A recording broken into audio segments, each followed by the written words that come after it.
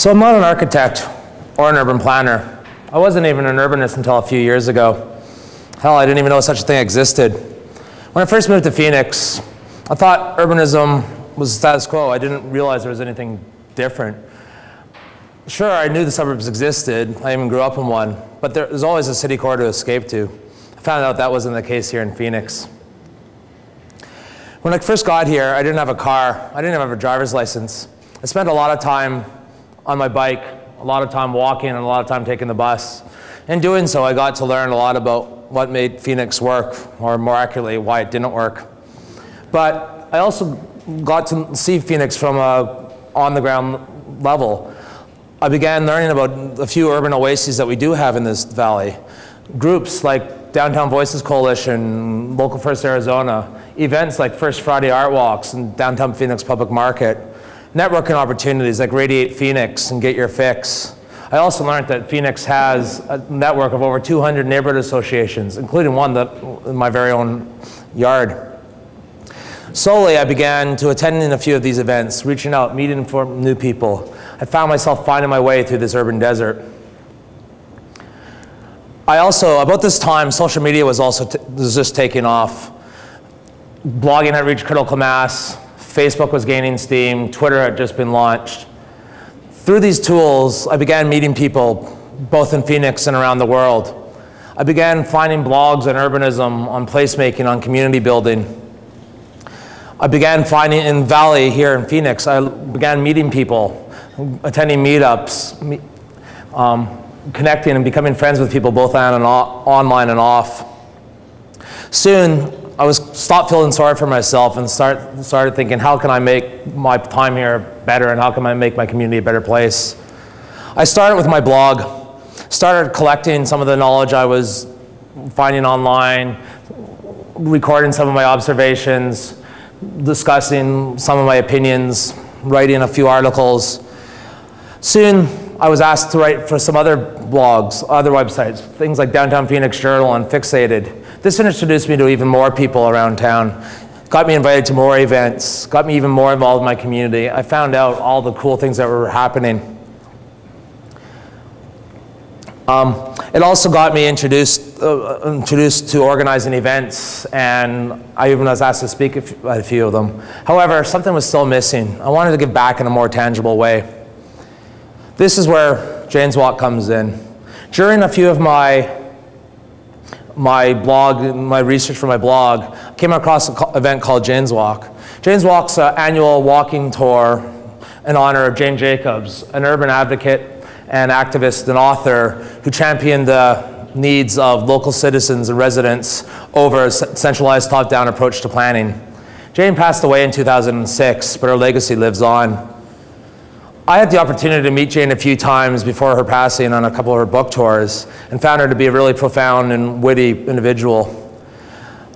I turned to her most famous book, The Death and Life of Great American Cities, several times when I first came here. That kind of helped me make sense of what I was seeing and what I wasn't seeing. So that kind of helped me figure things out here. So in 2007, the first Jane's Walk were held in Toronto, Canada. It was held in honor of, in memory of Jane. They're basically neighborhood walking tours, but unlike a museum tour, it's not really guided.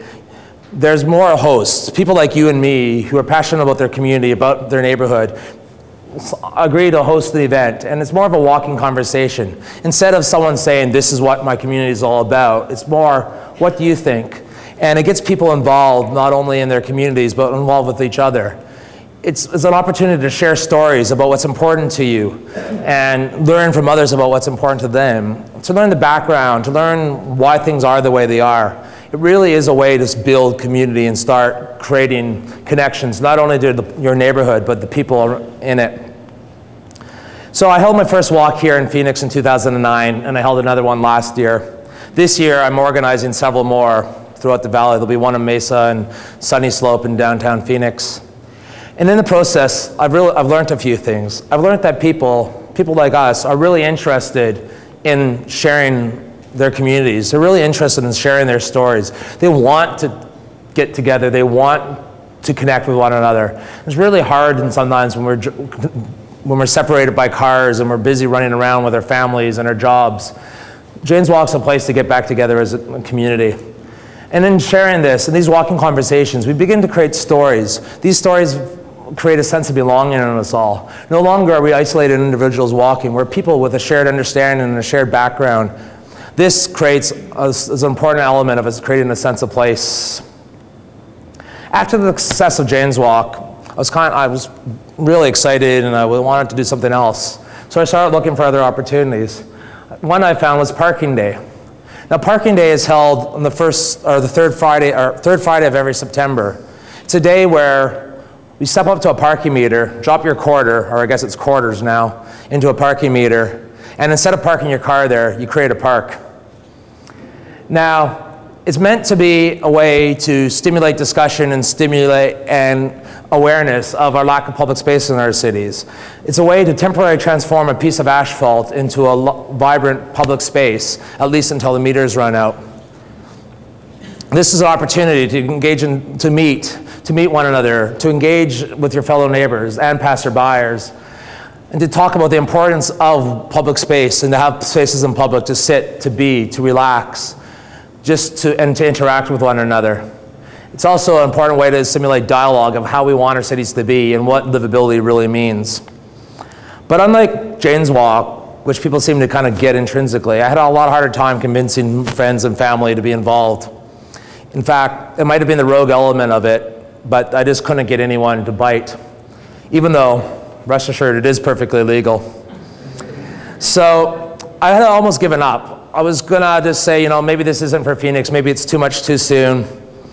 Until about 2 weeks before the event, I got an email from someone else here in the Valley asking me about it and saying she wanted to help out. I told her my story. I told her my frustrations and my challenges of getting anyone off the ground, and I said, you know, I just don't think it's gonna happen. Her response was, so what? I'm interested, you're interested, let's just do this together. Even if it's just the two of us, at least it's a start. We might be two of us sitting on patio chairs in the middle of a busy street, but this is how things get started. And you know what? She was right.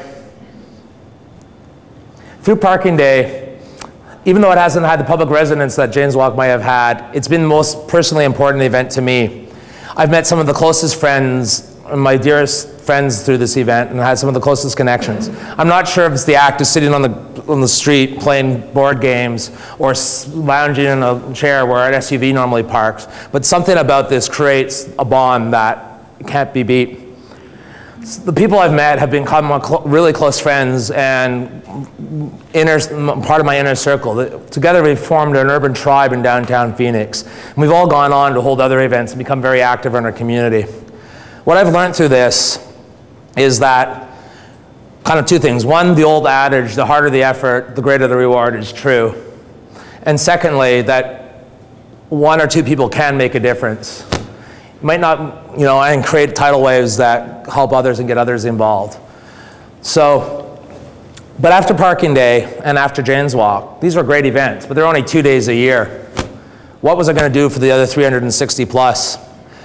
I wanted to create community. I was finding my way. I was going to kind of getting into this community building thing, but there was a lot of time in between, and I wasn't creating the friendships and relationships I was really looking for.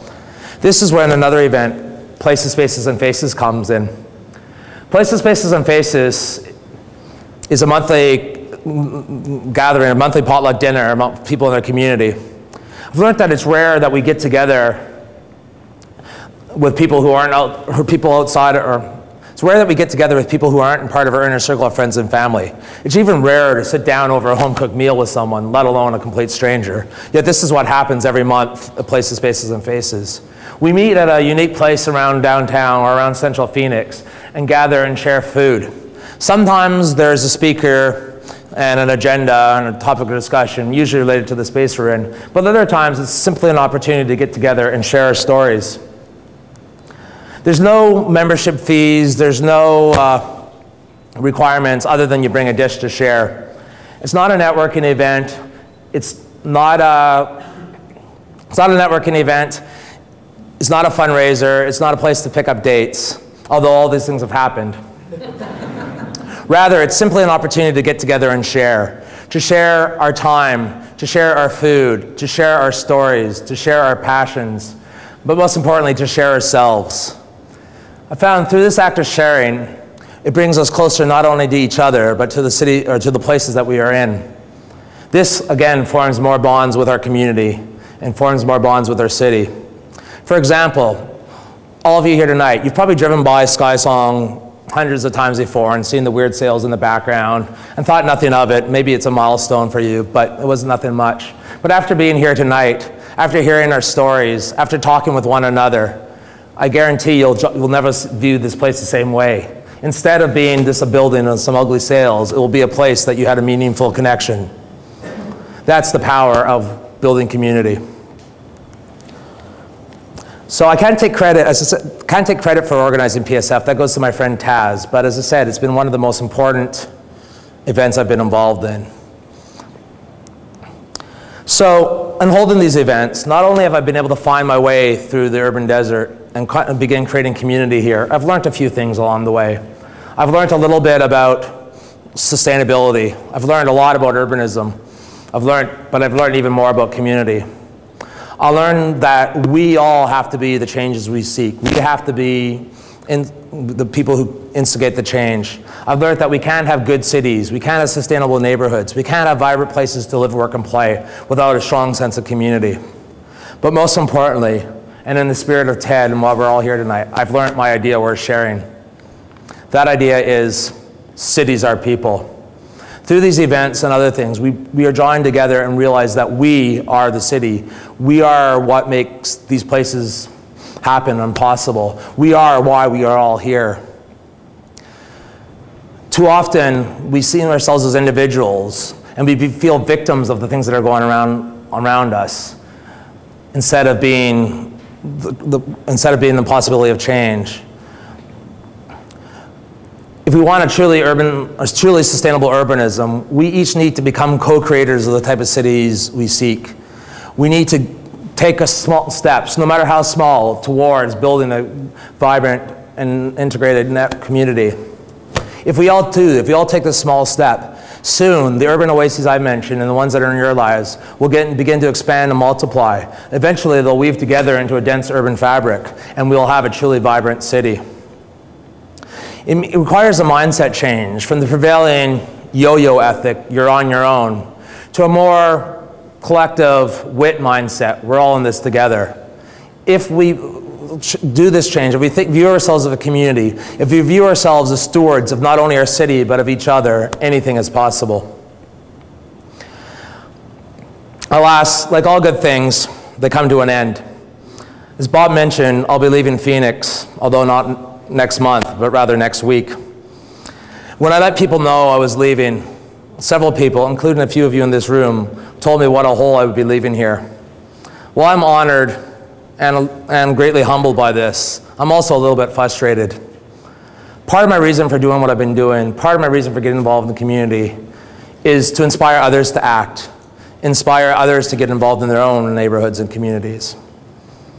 So, just as TED's about ideas worth sharing, it's also about wishes. So it's my TED wish, or miraculously my TEDx wish, that each one of you tonight become involved in your own communities. It doesn't have to take much. It can be as simple as getting to know the person sitting next to you tonight, maybe invite them out for coffee. It can be attending your next neighborhood meeting. It can be attending a city hall meeting and learning about what's going on. Or, better yet, you can participate in this year's Jane's Walk, attend the Places and Faces community dinner, participate in the next parking day. If each of you take even a small step, you'll soon find that community is addictive. You'll want to attend more events. You might even want to start your own. Soon, any hole that's left by my departure will turn into a mountain of community. This will make Phoenix a truly better place, and my time here will have been worth it. Thank you.